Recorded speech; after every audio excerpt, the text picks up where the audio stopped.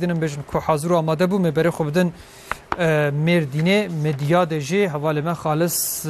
ایش حاضر و آماده میوانی بیش کارساز انس اجه ایجاد تکستیل هرمه ملسر بحث و قال بکن لورا پشتگیری دولت بجن کار و کارگهن که وبون و کارسازن کویدی جسارت کردن کتن بن کارو بارن مازنو گران نها جبو بازار مردینه ایدی رنگه که چوا دیار بو هنکیمه بالا خواه بدنک بطایبت بجن ام بحثا تکستیل دکن او تکستیل کو حتی نا بجن بازار متروپول مازن بو نها به چوا هاتیه لمردینه هم هاتا آواکرون همش پیشوچونوی هنکی ام بحث و قالا ویبکن برا انسجه هم بحثا چیروکا خویش بو مبکه محمد خالص روشباش جتره قالوا كاروبارين كو ام بيجن تكسيله دبون لمردينه هلبت بلكي قالك جوانا هبن لبله طيبت انس اجا في كاري چوا دا دست بكرين چواهات مردينه و جنهاو بده هدف و ارمان جنوي لسر في كاري چنه چواره بله بريس حسن اورتاج رجاوب خير بي براستي گو امد بي كيف خوشي ان شاهي ان ججن چيج بونا كسكيج بونا مروفكي كيف خوشيا نهاكي جيو گو بيل باجار مردين جبرگو پشکریان دولت دستکین دولت زیاده بونا گلجی کارگاه تزگاه تنه فکرن جالیه تکستیلی و یک جوا تکستیل آتولیه سیاگون هاکی هاتیه فکرن ام هاکی الویدرنا امی وشنا خوکن براستی مگو کیف خوشی بونا جوانین هرمی اف تکستیل تنه فکرن و وقو به صایا وانا کی گلک جوانین مد بنا خودی عیش وقو به گلک مالبات دبنا خودی کار نهاکی جی مهوانی ما های کارسازن مدیاده او حوالی خود تفضل اسطنبول بول لبله پشتی گو پشکریان دولت حتی داین گو امید چنه باجاری خوال باجاری خو امید وی کارگاه وکنج بنا گو زاروکین مدیاده جوانین مدیاده جبنا خودی عیش برز انس اجن هاکی میواریم او جد حقیقت باتی خود دا وجبونا به کارگاه خو آگاهی دیما برز اجوم خیرت نوشنما و سر خیره به ان شاء الله به قضابه بلا و کاری خوب مشیرین اون کارم به چه ما استانبول و گرهان و افضل شخص باشی وجبونا حرمش بونا مدیاده وجبونا گنجما صباح تبدا بخير والله بعض الصالة مش ايش بيعيش دنا بيت سيكتور دنا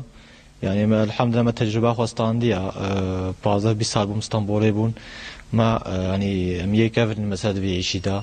ومن الوعدة مثلا هناك إمكان قصة ليبون نهاجم هاتنا باجاري خوك ومثلا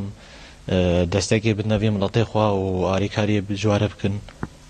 نهاجم الحمد لله صاد إنسان جمعت شغله في كده قد فردا بله براسیل استانبول و به امچون استانبول اون شغلین گلک جوانه مچون استانبول کارسازی من استانبول جه خود فکرن پیش رو اون فکران پیشگیری دولتی چیش بنا و چه دسته که دی وقت گوند فکر نبادره والله نكي تبقى نكي عيش قور عيش شاد ديما دويدري ووقت تبي سر مكينا وانا كيجي قاعدة وانا نكي مثلا جمرت بياري كاري و وقت كوسكي بنكي ياردم ديما دوي قوني دا وجبر له جماعة نازنا نيتا ما نازم عيجز عيشكي خد كن فيدري ديزا أما جامع عيش جي مثلا الحمد دولة ياردم بدي ما ندي ما جي مش خور فيدري بوني مناطق خواري كاري جوارت كن مثلا يعني جبل لاق ويشنا أنا دولي وأنا كيف فندقة ما توت عيشي ولو بكن مثلا الفيدري برد السوا عيشي وا نزيك تري واي هم جوار جي قنجة وجمر جي باشا وأم تخوازن زلام الفيدري تشترمش بكن يعني جبوي بعض سال دي 20 سال دي ملت بعلمي عيش بكي و گوی براستی افدر و گوی جوار بوا که فرصته که در فتح که جیش وناگو ببین خود عيش بکی صبا و افدر فکر افدر ببین جوار و گوی میناکک او یش خور عيشالو فکنلو tabii ki çünkü amca ve sektörde mahatına zamanı ki amca işi olarak şoğulin aftış vakti be zincirlemeye be çava mesela زمانه که ام تشغل عندنا هاكي عين شكل امجي ملط شغلين يعني انسان يقوم مثلا امكانيه يهبه وزاره دولتنا كي يردم دمد ويقونيه ده يعني بيجي شمجي بالمساله دستك دو يقونيه ده يعني سقنتينينا براسي باجارو کی پچوک وک نافچا مدیاده ام دبی 8000 کس نهاگی بوی خود عيش يعني 8000 مالبات اف خاصی باشش بوناگو به هم اکونومیا باجر وکیدیش بوناگو گنج دبنا خود عيش السكاكا ناگر وقت قال لك 20 ناكن ممكنش بونا بيچه يا مثلا هاگی وقت قلتي المدياده gerçekten bayağı bir tekstil zede buna yani بحثاني صدو شست تكسيل تكرن يعني gerçekten يعني nüfusa ve de 100,000 daha لأمال قرانا كيش تكسيل زيادة زدونا يعني مدينة دبكي تكسيل دورا أن زيادة مديادة يعني Peki وەکو بێ ئەو کەسێکی گونا هاتبێ ژغینی تەکسیلێ دوا هونەرێ دیدێژی سنعاتی دیدێژی مەسلەکی دێژی کەسێکی گۆڵستەمبۆڵێ بە ئەن باژارێنی بێ بانگاوە هەیە سەروا ئیشەدەمیا کارسازش بۆ ناگۆدی سەڤەگەرنە باژارێ خۆ ئەوژی عیش بدنا گەنجی خۆ جوانی خۆ ناناوێکی لیکی مثلا örnek bejin emu kuramê xwe nakem tev de mesela li vê de baya bî çevra me çê bûye me teksil vê dirê vekirine yanî hêjî dewama wa jî tê yanî nêta wa heye wekî tibê govekin û İstanbulê zaten tibêkenekê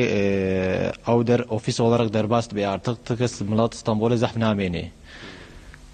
ئەو دەریش بۆ ناگەنجا باشێ بوو ئەم هێویتکن و ئینشاءالله هێ بێتر خۆشتر چێ بێ ئەمە بێسەر خێرێ بێژ بۆ ناوە جهێوە بێ قەزا بەلە ئینشاءالله ون عیشۆق بمەشێنن Rahmet de babette teşekkür ederim. O gerçekten memnun mu cihat nevedire gerçekten o دەباشە سەرکەفتنم جۆر خوازم مالاوەوە برێز حەسەن ئۆرتاچ ئیرۆ میهوانێمە کارسازێن مدیادی برێز ئەنەس ئەجە بوو هاکی وەک بە کارگەهێک خۆرەڤەکردنە سەد کەسی خستنە خۆدی عیش نهاکە لەوێت خەبتن و نان بنە مالاخوا ئەم بێستەعاتاوە خۆش و سەر خێرێ و دیسە گۆتێرم دنە ناوەندی